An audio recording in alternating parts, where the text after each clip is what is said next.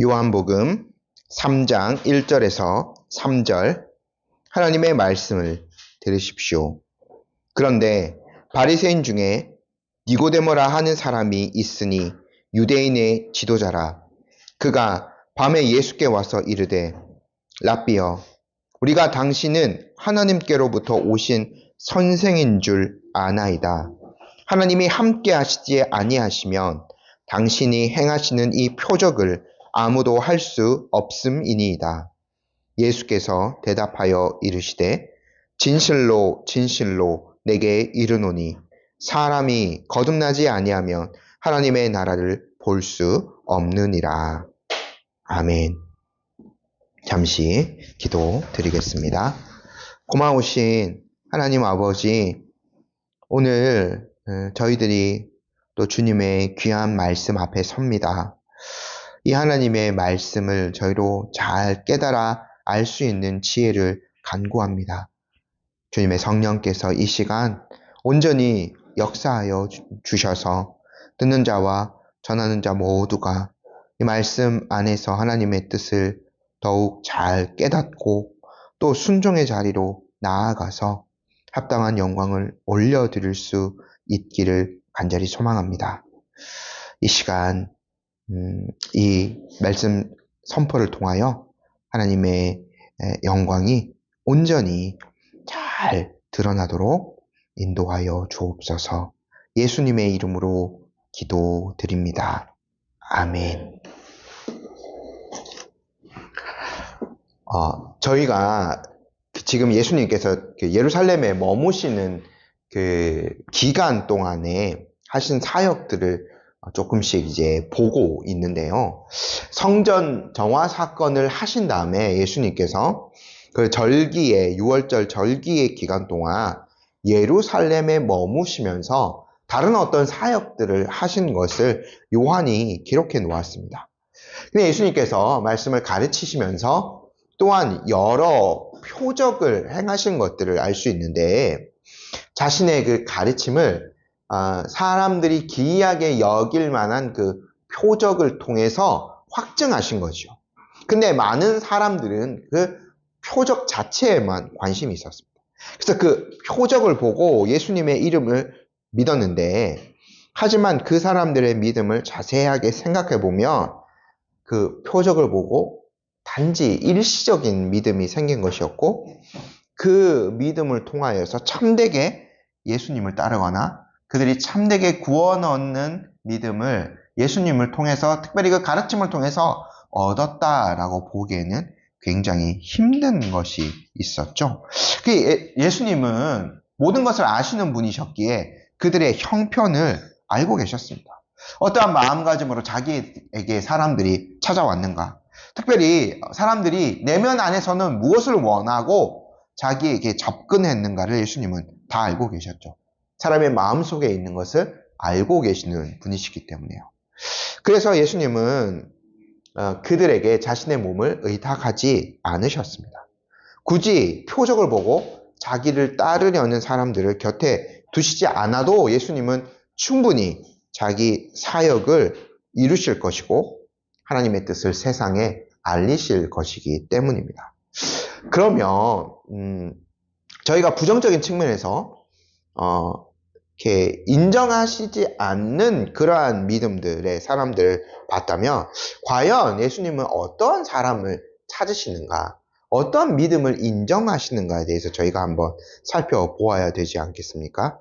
그래서 어떤 사람이 되어야 예수님께서 믿고 자신을 의탁할 수 있는 사람이 될 수 있을지 니고데모와의 요 담화를 통해서 저희가 한 3주 정도 요거를 좀 상세하게 좀 이 담화를 살펴보려고 합니다. 니고데모가 총 3가지 정도의 질문을 하기 때문에 그걸 나눠서 한 3주 정도로 저희가 좀 요 말씀을 나눠서 보려고 하는데요. 이 니고데모라는 사람 1절에 상세하게 소개되어 있는데 저희가 한번 다시 1절을 한번 읽어보도록 할게요. 그런데 바리새인 중에 니고데모라 하는 사람이 있으니 유대인의 지도자라. 유대인의 지도자였던 니고데모가 3장에서 등장합니다. 근데 요한이 여기에서 이 니고데모의 등장에 대해서 기록하면서 그런데라는 접속사라는 것을 이제 붙이면서 니고데모를 소개하기 시작하죠. 그러니까 2장 말미에 등장했던, 그러니까 이 사람들에 대해서는 23절에 2장 23절에 많은 사람이 있지만 이름 한 명 기록되어 있지 않습니다. 맞죠? 그러니까 2장의 말미와는 정말 다른 이야기가 펼쳐지고 다른 사람이 나온다는 것을 저희가 알 수 있겠죠. 표정들만을 보고 추구하고 예수님이 믿고자 했던 다른 사람들과는 조금 구별된 어떤 사람이 등장하는 것을 저희가 알 수 있습니다.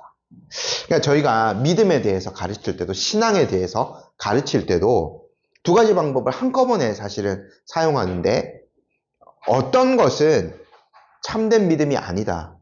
이게 지난 시간에는 저희가 참된 믿음이 아닌 종류의 믿음에 대해서 이제 함께 살펴본 거죠. 근데 이것만 안다고, 그러면 그것만 하지 않는다고, 그런 어떤 부정적인 것에 모범을 하지 않는다고 해서 우리 안에 정말 참된 믿음이 형성되어지는가? 그렇진 않겠죠. 그래서 어떤 것이 참된 믿음인가? 어떤 사람이 참된 믿음의 사람인가? 긍정적으로 가르치는 요소들도 저희가 살펴봐야 되지 않겠습니까? 그러니까 요 그런데라는 접속사를 통해서 요한은 우리가 참으로 추구해야 될 믿음이 어떤 것인가를 깨닫게 해주기를 원했던 것 같아요. 그래서 요 니고데모와의 대화의 장면이 굉장히 중요한데, 사실은 우리가 잘 아는 요한복음 3장 16절 말씀, 하나님 세상을 이처럼 사랑하사라는 그 말씀도 요 니고데모와의 대화 중에서 예수님이 하신 것이고, 그러니까 요한복음의 사실은 핵심 구절이지 않습니까? 딱 하나, 요한복음에서 딱 한 구절만, 이제 21장까지 있는 거기에서 한 구절만 요절을 택하라 그러면 우리가 거의 모든 사람이 3장 16절을 택하죠. 근데 요한복음뿐만 아니라 성경에서 가장 중요한 그런 말씀을 찾으라라고 한다면, 물론 성경의 모든 말씀이 다 하나님의 진리를 담고 있지만 요한복음 대부분의 사람들이 요한복음 3장 16절을 얘기합니다. 그러니까 이 니고데모와의 대화, 이 전체 요 내용을 저희가 요한복음에서도 가장 핵심적인 주제로 알고 좀 더 상세하게 봐야 될 것이고, 나아가서 성경 전체에서도 가장 중요한 부분 중에 하나임을 알고 담화에 담긴 그 뜻을 잘 알아가기에 좀 힘써야 될 줄로 믿습니다. 일단 담화의 또 다른 주인공이라 할 수 있는 니고데모에 대해서 잠시 한번 살펴보겠습니다. 이름이 기록되어져 있는데, 이거는 이제 헬라식 이름으로 보입니다. 근데 이제 니고데모라는 이름 자체가요. 근데 이 당시에는 그대로 그냥 헬라 이름이 히브리식 이름으로 정착화되었다라고 합니다. 그러니까 뜻을 살펴보면 승리한 백성의 정복자라는 이름을 가지고 있습니다. 굉장히 좀 이름부터 독특하죠. 근데 이제 니고데모는 어떤 사람인가라고 보면 처음 소개하는 내용이 뭐냐면 바리새인이에요. 지금 요한복음을 전체를 살펴봐도, 다른 복음서에도 그렇고 살펴봐도 예수님의 사역 중에 가장 좀 대척점에 있는 사람들이 바리새인인데, 모든 바리새인이 그렇지는 않았다는 것을 저희가 알 수 있겠죠. 당시에 유대교에 여러 분파들이 있었습니다. 이 바리새파가 제일 유명했다고 볼 수 있는데, 저희가 잘 아는 사도 바울, 옛 이름이 사울이었는데 그 사울도 바리새파 중에 하나였죠. 그러니까 다른 종파들, 이제 제사장 집단이라고도 할 수 있는 사두개파나 은둔 생활을 하였던 에셈파, 요런 유대의 여러 분파들이 있었는데, 근데 비교해보면 가장 하나님의 구약의 율법에 열심을 내는 사람들이 바로 이 바리새파 사람들이었습니다. 그래서요, 저희도 성경을 해석할 때 굉장히 좀 기준을 높게, 오늘 저희도 마찬가지입니다. 하나님의 말씀을 대한 저희도 굉장히 그 기준을 높게 이렇게 대하는 그 기준을 잡는 사람들도 있고요. 굉장히 좀 이렇게 그 기준을 조금 더 열어놓고 낮게 이렇게 대하는 사람들도 있는데, 요 바리새파 같은 경우에는 하나님의 말씀의 기준 해석을 굉장히 가장 고도로 이렇게 높게 잡았어요. 그러니까 해석에서 굉장히 이제 가장 그 사람들에게 많은 의무들을 요구하는 것으로 하나님의 말씀을 해석하는 거죠. 그러니까 예를 들면 안식일에도 저희가 뭐 오늘도 이제 그 십계명 말씀을 교독했는데, 안식일을 거룩하게 지키라는 그 말씀 그 자체를 어떻게 우리가 해석하고 실제로 안식일을 어떻게 지킬 것인가 라는 것은 우리의 그 해석에 따라서 조금씩 달라질 건데, 이 바리새파 같은 경우에는 그 기준을 한 39가지로 세분해 놓은 거예요. 안식일에 얼마를 가면 그 얼마의 거리를 가면 이렇게 안식일을 범하는 것이고, 또 안식일에 어떤 일을 하면 그 일하지 말라라고 한 하나님의 말씀을 어기는 것이, 이러한 것들을 너무나 세분해 놔서 그것들을 이제 도에 넘치게 지키는 자들이었던 거죠. 근데 그것이 그러니까 이렇게 하는 것보다 사실 더 중요한 게 있어요. 뭐냐면 하나님을 정말 경외하는 마음으로, 하나님을 사랑하는 마음으로 이렇게 율법을 지킨다면 그렇게 해도 하나님이 인정해 주실 건데, 대다수의 바리새인들은 그 율법 자체를 내가 이 정도로 지키고 있어, 저 사람들은 율법을 저렇게 지키지 않지, 하지만 나는 이렇게 그 율법을 세분화해서 이렇게 잘 지키고 있어 라는 큰 우월감을 가지고 있는 집단이었어요. 바울도요, 자신의 과거에 대해서 사도행전에서도 이야기하고, 또 빌립보서 같은데 우리가 잘 아는 그 자신의 과거를 이야기하지 않습니까? 3장에 보면 이렇게 얘기하죠. 나는 8일 만에 할례를 받고 이스라엘 족속이요 베냐민 지파요 히브리인 중에 히브리인이요 율법으로는 바리새인이요 열심으로는 교회를 박해하고 율법의 의로는 흠이 없는 자라. 바울이 자신을 옛날 자신을 이렇게 이제 소개하였던 거죠. 바리새인이었고 율법에 굉장히 열심히 있어서 거의 율법 그 지키는 걸로는 자기에게 책 잡을 수 없을 정도로 율법을 지켰다라고 바울이 이야기합니다. 대다수의 바리새인들이 이렇게 산 거죠. 물론 바울은 나중에 얘기하죠. 빌립보서에서 그 모든 것들을 이제 배설물처럼 여겼다라고 예수님을 만나고 난 다음에는. 근데 이 당대의 바리새파 사람들이요, 그런 자신의 조건들과 율법을 지키는 것 자체를 너무나 이제 소중하게 생각했던 거예요. 그래서 기록을 찾아보면 예수님 당대에 한 6,000명 정도가 이제 바리새파 사람들 분류해보면 한 6,000명 정도가 있었다라고 하는데, 스스로를 이제 영적인 엘리트 계층으로 여겼다라고 할 수 있는 거죠. 니고데모도 얼마나 그 자기가 바리새파에 속한 사람이고 율법을 철저하게 지키는 거에 대해서 큰 자부심이 있었겠습니까? 또 두 번째, 1절에서 또 소개하죠. 이름은 얘기했고요. 유대인의 지도자라고 또 기록되어 있지 않습니까? 그러니까 사내들인 공회원이었다는 거예요.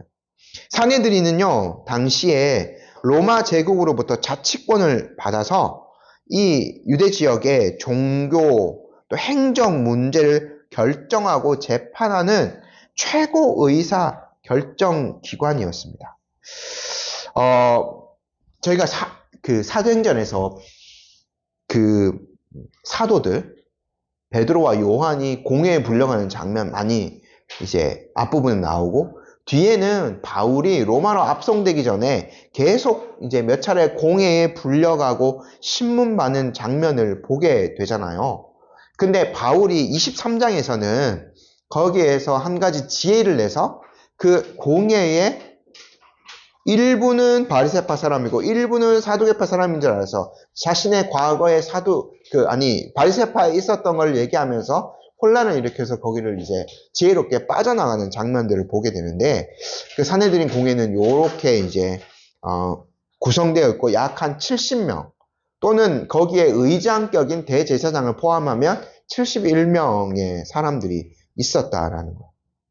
그러니까 얼마나 거기에 엄청난 권력이 집중되었는지 저희가 생각해 볼 수 있어요. 왜냐하면 지금 이 유대 사회는요, 철저하게 종교가 지배하고 있는 사회라고 볼 수 있는데, 그 정복자인 로마는 요 종교 권력자들에게 행정과 정치적인 힘까지 실어줘 버린 거예요. 그러니까 종교와 이 정치적인 모든 힘을 요 사내들인 회원들이 갖고 있는 거예요. 이 유대 안에서, 이 예루살렘 안에서 얼마나 큰 영향력을 이들이 발휘할 수 있었는지를 저희가 잘 알 수 있는 거죠. 그런데 이 엄청난 권력을 가지고 있고 율법을 잘 지키는 이 자부심이 넘칠 만한 니고데모가 한밤중에 몰래 예수님을 찾아왔어요. 2절 말씀 저희 함께 한번 읽어볼게요. 그가 밤에 예수께 와서 이르되 랍비여, 우리가 당신은 하나님께로부터 오신 선생인 줄 아나이다. 하나님이 함께 하시지 아니하시며 당신이 행하시는 이 표적을 아무도 할 수 없음이니이다. 헬라어 원문을 보면 저희 성경에 있는 그가라고 되어 있는데 이 사람이라고 이제 되어 있습니다. 최근에 이제 저희가 또 번역된 성경들, 새한글 성경 제가 요즘 좀 많이 참고하는데 거기 같은 걸 보면 이 사람이 밤에 이렇게 되어 있거든요. 그러니까 요 미묘한 차이지만 요한이 강조하고 싶었던 게 있어서 이 사람이 예수님을 찾아왔다라고 하는 거죠. 그러니까 앞에 소개했잖아요. 바리새인, 그리고 사내들인 공회원, 정말 놀랄 만한 어떤 권력을 가지고 있고 종교와 정치의 모든 핵심 중에 핵심인 이 사람이 예수님을 찾아온 거니까요. 놀람도 있었고 바로 그 사람이 예수님을 찾아왔다고 강조하고자 한 표현인 거죠. 그러니까 이 대단한 사람이 당시 변방의 그 나사렛 촌동네 목수의 아들에게 찾아온 거예요. 그러니까 이거 뭐 적당한 비유가 생각나지 않지만 지금 생각해보면 저희도 뭐 이제 다음 달 10일에 국회의원 선거를 합니다만 국회의원에 당선돼서 그 엄청난 어떤 권력을 가지고 있는 그 사람이 그 시골 학교에 선생님도 아니고 우리 예전에 보면 우리 애들은 잘 모를 건데 소사라고 있지 않았습니까? 그 학교의 모든 어떤 잡다한 일을 막 고치기도 하시고 저 어렸을 때도 그 소사 선생님이 있었는데 그 정도의 사람, 시골 학교에 그 정도 학교 소사 선생님 정도의 사람에게 찾아와서요 삶의 지혜를 구하는 것에 비유될 수 있을 정도라 하지 않을까요? 그러니까 저희가 이 공간복음 전체 그 사복음서 전체를 생각해 봐도 예수님 찾아왔던 사람 중에 지위가 높았던 사람을 빨리 생각해내기가 쉽지 않아요. 예수님 주변에는 항상 아프고 소외되고 이렇게 그런 사람들이 많이 있었던 거죠. 물론 높은 사람들도 없진 않았습니다만 쉽지 않아요. 사회적으로 높은 지위가 있었던 사람 찾아내기가. 아마도 니고데모가 그 중에서 가장 높은 지위에 있던 사람이라고 생각될 겁니다. 그런데 왜 하필 밤에 예수님을 찾아왔을까요? 그 대화를 보면 물론 이제 니고데모가 우리가 라고 이야기하지만 많은 사람들이 찾아가서 우리가 이렇게 압니다라고 한 것은 아니고 이런 그 유대인들 그 몇몇 이제 예루살렘 사역한 다음에 그 예수님에 대해서 아주 특별한 관심을 가지고 있는 사람을 대표하면서 이런 표현을 한 것 같아 보여요. 그러니까 니고데모는요 밤에 홀로 예수님을 찾아간 손님이었다고 보여지는 거죠. 근데 이 니고데모는 2장 23절에 나오는 그냥 표적을 보고 예수님에 대해서 어느 정도의 관심을 가지고 있는 그 사람들과는 다른 사람이었던 걸 저희가 알고 있죠. 진리에 대해서 더 깊은 관심이 있어요. 어떤 사람들은요, 이 유대의 그 문화를 연구하는 사람들은, 랍비들, 그 선생들은 밤까지 진리에 대해서 오랫동안 연구하고 대화하고 토론한 기록이 있다는 것을 지적합니다. 그러니까 저희가 1장에서 예수님의 첫 두 제자가 오후 한 3시쯤에 찾아갔다고 해요. 근데 그 시간에 대해서 생각해 보면 우리가 그 이제 저녁 한 7시쯤 해가 지니까 그럼 한 4시간 정도 대화하고 그쳤을까요? 그렇지 않죠. 제가 그때도 말씀드렸지만 거의 밤새 예수님이 머무시는 곳을 물어봤다는 것은 밤새 예수님과 대화하면서 진리에 대해서 묻고 토론하고 배우고 했다는 것을 알 수 있는데, 니고데모가 밤에 찾아왔다는 것은 그렇게 진리에 대한 궁금증으로 자존심을 버리고 몰래 이렇게 예수님을 찾아간 것으로 해석해 볼 수 있는 거죠. 근데 이 니고데모가 밤에 찾아왔다라고 굳이 이렇게 요한이 기록해 놓은 것을 보면 단지 물리적인 시간만 가리키는 건 아닌 것 같습니다. 왜냐하면 이 요한복음 전체를 통해서 밤이라는 배경이 자주 등장해요. 근데 대다수가 다 도덕적이고 영적인 어둠의 상태를 나타내는 표현이에요. 한번 들어보십시오. 9장 4절에, 요한복음 9장 4절에 때가 아직 낮임에 나를 보내신 이의 일을 우리가 하여야 하리라. 밤이 오리니 그때는 아무도 일할 수 없느니라. 예수님의 말씀인데요. 낮과 대조되는, 열심히 주님의 일을 해야 되는 낮과 대조되는 밤에 대해서 이렇게 이야기하셨고요. 또 예수님이 또 말씀 11장 10절에 밤에 다니면 빛이 그 사람 안에 없는 고로 실족하느니라. 빛, 진리에 대한 것이 무지한 상태를 나타내시면서 밤이라는 표현을 예수님이 하십니다. 그리고요, 13장 30절에 보면 유다가 예수님을 배반하는 그 장면에서 유다가 그 조각을 받고 곧 나가니 밤이러라 라고 했습니다. 굳이 시간을 기록하지 않아도 밤인 것을 다 알 수 있는데 요한이 밤이러라 라고 기록해 놓았어요. 그러니까 요런 그 어둠의 영적인 어둠, 도덕적인 어둠의 배경을 나타내는 것으로 딱 집어서 이제 밤이라는 것을 사용한 거죠.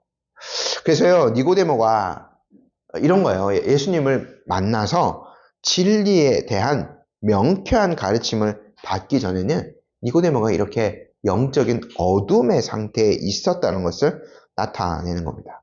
우리가 이렇게 추측해 볼 수도 있는 거죠. 바리새파 사람들이요, 항상 영적인 우월감에서 지냈다는 것을 말씀드리지 않았습니까? 근데 그 사람들이 모든 해답을 다 가지고 있었을까요? 구약 성경에 모든 것 더 철저하게 율법을 세분화하고 지키려고 했지만 구약 성경의 모든 것을 다 깨닫고 하나님의 그 신비를 알아서 기쁨으로 충만한 삶들을 살았을까요? 아니요. 결코 그렇지 않았을 겁니다. 왜냐하면 우리가 또 다른 바리새파 사람, 말씀드린 바울을 통해서 저희가 이걸 생각해 볼 수 있는 거죠. 바울이 바리새파에 속해 있어서 큰 영적인 어둠에 빠져 있었죠. 그때에 하나님께서 가장 바울에 대한 영적인 어둠이 가장 컸을 때 하나님이 어떻게 합니까? 그 다메섹으로 가는 도중에 그를 치셔서 그의 눈이 멀게 하시죠. 그때도 배경이 나와요. 대낮에 환한 빛이 둘러 비쳤는데 바울은 눈이 멀어버렸어요. 그에게 뭐가 찾아온 거예요? 밤이 찾아온 거예요. 영적인 어둠이 찾아온 거죠. 그때 하나님 주님께서 바울에게 무슨 말씀을 하셨나요? 제가 이거는 바울이 한 그 3번 정도 이야기하지만 사도행전 26장 14절 말씀을 읽어드릴게요. 우리가 다 땅에 엎드러짐에 내가 소리를 들으니 히브리 말로 이르되 사울아 사울아 내가 어찌하여 나를 박해하느냐 가시체를 뒷바질하기가 내게 고생이니라. 진리를 잘 깨닫고 있고 율법대로 행하고 있다라고 생각하고 있지만 자기 열심을 가지고 하나님을 섬겼기 때문에 예수님이 뭐라 표현했어요? 가시채를 뒷바지로. 가시덤불에 그냥 자기 발 계속 차는 거예요. 자기 몸만 상하는 거죠. 자기 피만 흐르게 되는 것이고. 이렇게 하나님을 섬기면 더 큰 어두움에 빠지게 되는 겁니다. 하나님에 대한 더 큰 오해를 쌓아갈 뿐인 거죠. 니고데모가 밤에 예수님을 찾아왔을 때는 크게 다르지 않았을 것으로 보입니다. 가장 엄격한 바리새파에 속하여서 열심을 가지고 하나님을 섬겼을 거죠. 경건에 관심이 없었다면 예수님을 찾아오지도 않았을 거지 않습니까? 그리고 니고데모가 사내들인 회원으로서 종교 지도자에 있었으니까 자신은 어느 정도 진리의 수준에 올라 있다라고 생각했을지도 모릅니다. 하지만 니고데모가 정직하게 하나님 앞에 자신을 봤을 때는 많은 한계를 느꼈을 것으로 보여져요. 유대교에 열심을 내면 열심을 낼수록 그의 영적인 상태는 이 밤이라는 배경처럼 점점 더 어두워지고 있었던 거죠. 그런데 이런 니고데모가 나사렛 예수라는 사람의 이야기를 듣게 되었습니다. 왜냐면요, 예수님이 성전을 정화하셨을 때 성전에서 엄청난 소동이 일어난 거지 않습니까? 노끈으로 채찍 만들어서 동물 다 쫓아버리고 환전상들 동전 다 엎어버리시고 난리가 난 거예요, 성전에. 근데 사내들인 공회에 이 소식이 직통으로 들어갈 수밖에 없어요. 왜냐하면 이 사내들인 공회가 성전의 치안을 담당하기 때문에 그렇습니다.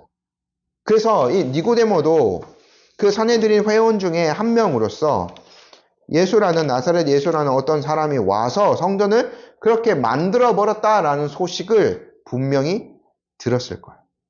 근데 그는 다른 공회원들과는 아마 다르게 생각했던 것 같습니다. 단순히 이 사건이 이루어지지 않았을 것으로, 우연히 이 사건이 발생한 것이 아닌 것으로 여겼던 것 같아요. 관심을 두었겠죠. 그런데 그 사람이 그 6월절 기간 동안 계속해서 예루살렘에 머무르면서 표적을 행한다는 소문을 들었어요. 그러니까 이 사람은 어떻게 할 수 없는 거죠. 그래서 니고데모는요, 속으로 아마 어느 정도 판단이 섰던 것 같습니다. 이 예수라는 사람은 무엇인가 다른 사람이구나. 무엇인가 하나님으로부터 받아서 어떤 일을 하고 있구나라는 것을 점점 더 알아갔을 것으로 보입니다. 그래서 2절 말씀 자세히 보면 하나님께로부터 오신 선생님인 줄 압니다 라고 예수님께 먼저 이야기를 꺼내지 않습니까? 물론 니고데모도 여기서 선생님이라는 거는 그러니까 단순히 정말 우리 학교에서 그냥 가르치는 선생님과 같은 단어를 쓴 거예요. 근데 니고데모는 그 앞에 하나님께로부터 왔다라는 단서를 달았어요. 보통 이상의 선생님인 거죠. 그러니까 구약에요, 모세나 예레미야, 특별히 이제 이런 사람들이 하나님께로부터, 그러니까 하나님과 함께 하신 것에 대한 기록이 나와 있거든요. 이런 선지자들에 대해서. 그러니까 그 정도 수준까지 예수님을 인정하고 있었다는 거죠. 그런데 니고데모가 예수님에 대해 결정적으로 관심을 더욱 가지게 된 것은 뭐냐면 표적이었던 것 같아요. 다른 사람들과 좀 비슷한 면도 있는 거죠. 근데 이러한 표적들 보면 하나님이 함께 하시지 아니하면 당신이 행하시는 이 표적을 아무도 할 수 없다라고 고백합니다. 표적 자체가 아니라, 그러니까 일반적인 어떤 유대의 기록들을 보면 이렇게 조금 랍비 중에서도 이러한 신비적인 어떤 일들을 일으킨 사람이 있다라고 기록되어져 있는 자료들도 있습니다. 근데 그런 차원의 것이 아니라 하나님이 함께 하셔야만 할 수 있는 표적을 니고데모가 발견한 거예요. 그러니까 하나님이 함께 하신다는 거는 임마누엘이지 않습니까? 우리가 함께 하시는 하나님이라는 그 임마누엘, 그런 그 표적이 예수님께 있었다라는 거죠. 니고데모는요, 조금 더 거기 일반적인 표적 자체에만 관심을 두고 있는 사람들보다는 한 단계 더 나아간 거죠. 표적을 행하시는 그 예수님에 대해서, 그 임마누엘, 그 하나님과 이제 그 하나님의 그 어떤 능력을 받아서 이런 표적들을 행하고 있다라는 것을 니고데모는 분별을 했던 거예요. 그러니까 표적을 일으키는 예수님 자체에 대한 관심이 더욱 컸다라는 것을 알 수 있는 거죠.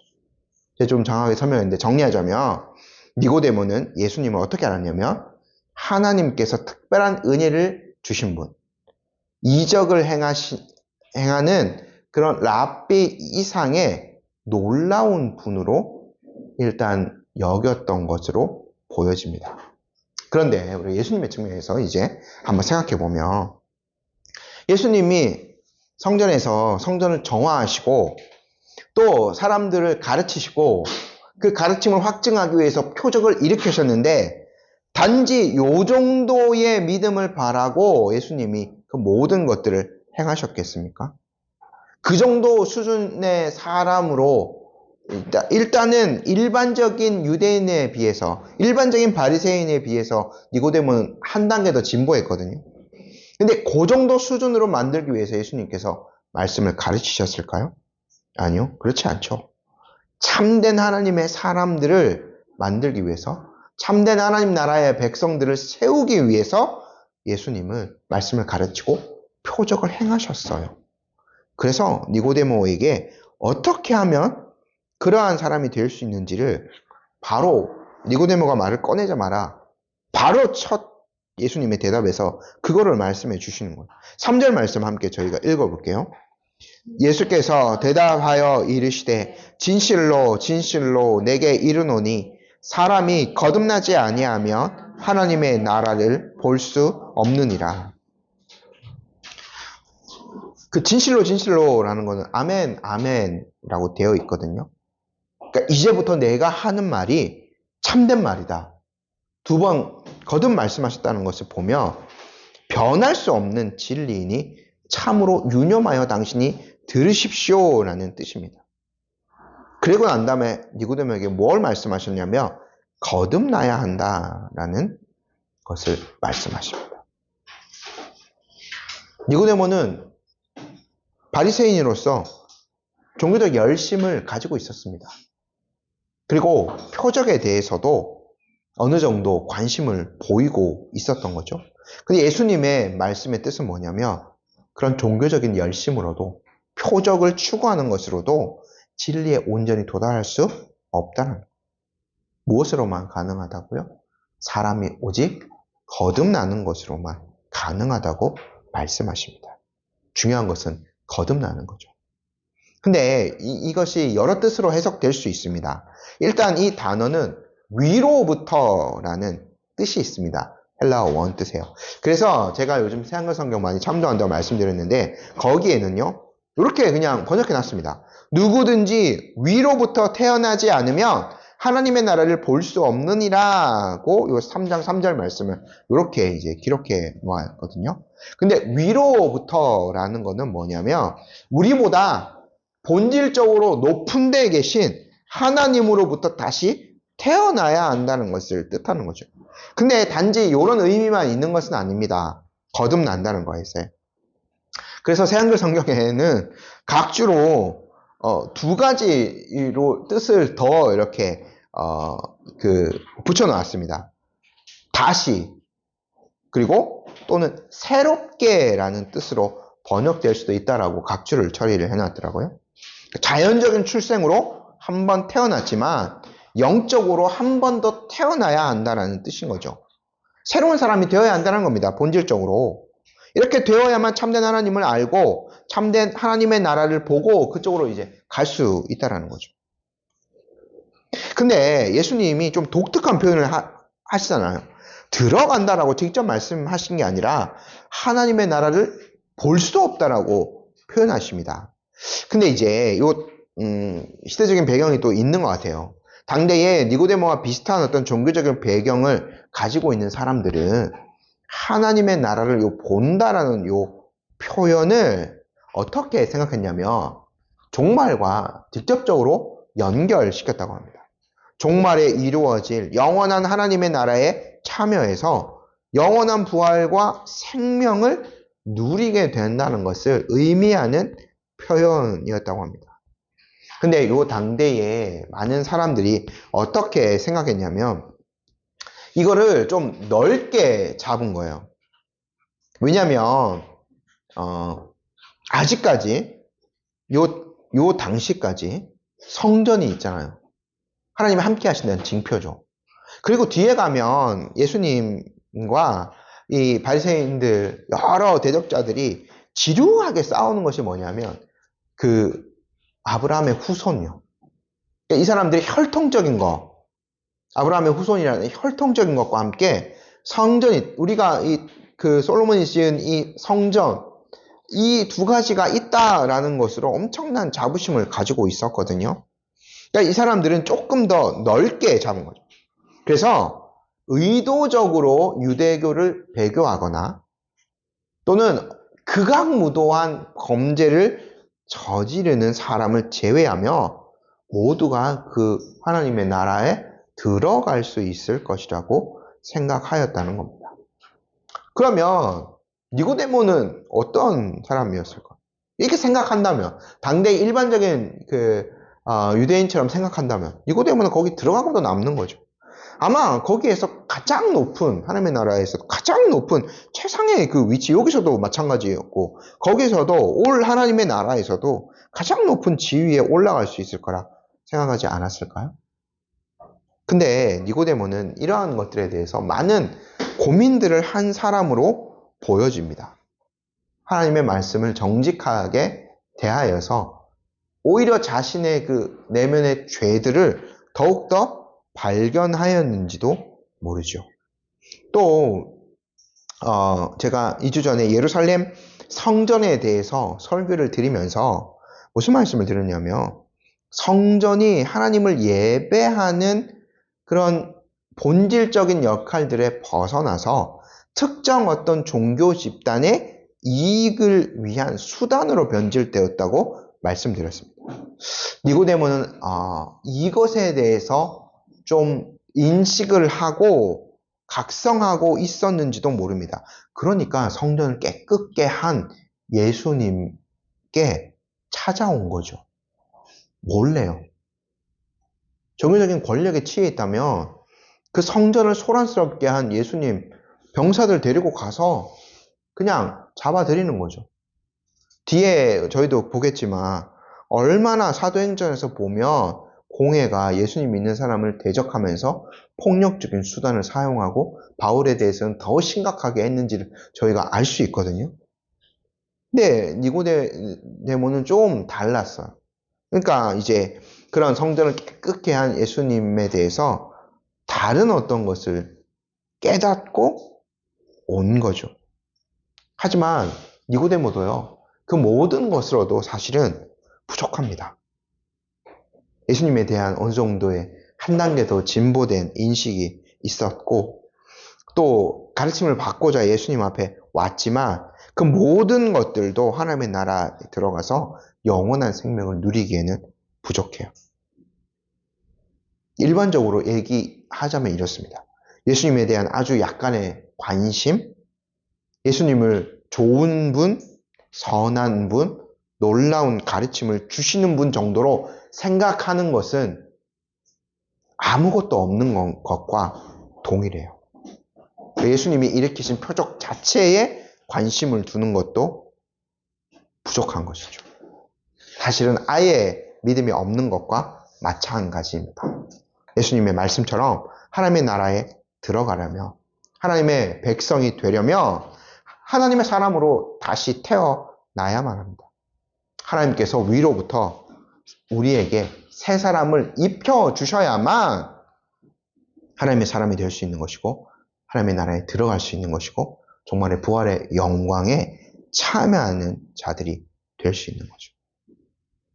근데 우리가 항상 이러면 또 우리는 우리 측면에서 방법론적인 것을 찾아갑니다.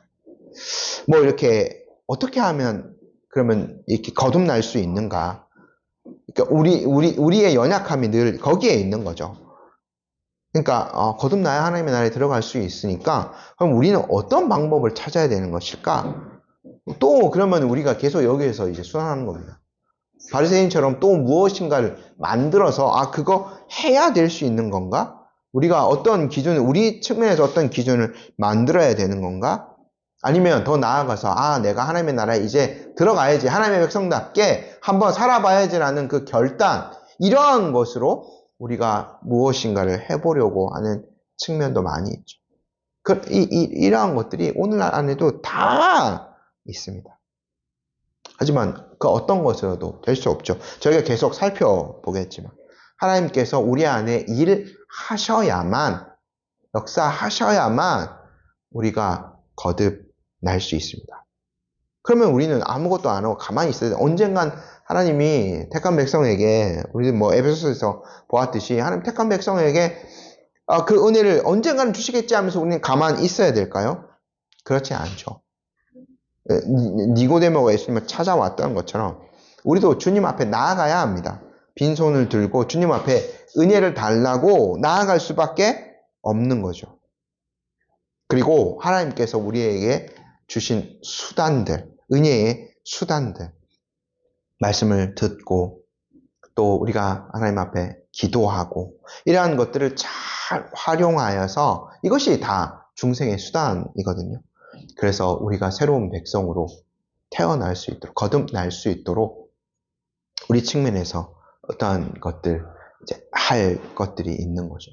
동일하게 우리 자녀들에게도 마찬가지입니다. 하나님의 그 은혜 언약 안에 있다라고 하면서 우리는 유아 세례를 다 베풉니다. 우리 자녀들 다 이제 유아 세례를 받았죠? 하지만 실제로 그 언약이 유효하게 되는 것, 이것은 거듭나야만 가능한 것이기 때문에 그렇기 때문에 우리가 자녀들을 위해서 계속 기도해야 되는 것이고 자녀들에게 하나님의 말씀을 들려주고 하나님의 사랑을 보여주어야 하는 것이죠.